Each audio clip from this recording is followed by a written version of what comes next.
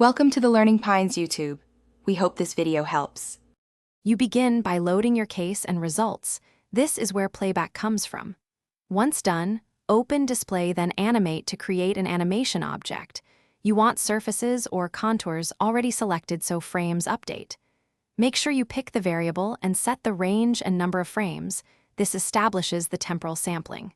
Finally, choose Live Play or Record to file. You do this because Fluent needs a defined object and consistent frame spacing to render smooth motion.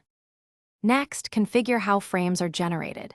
You can use fixed step indices, actual time step values, or iteration numbers. Pick what matches your simulation.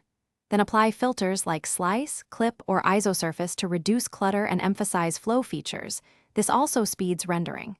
Adjust camera position and enable view interpolation so motion between frames is smooth. Finally, set playback speed.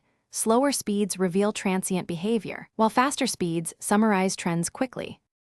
To finish, preview your animation with Animate, then export using the Save option. Choose AVI or an image sequence depending on your workflow.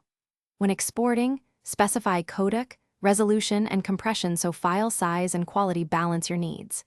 Test a short clip first to confirm settings. If playback is choppy or export fails, reduce resolution or frame count, or export raw frames and stitch them with external software. That usually resolves performance and compatibility problems quickly. Thanks for watching. Consider subscribing if we helped you.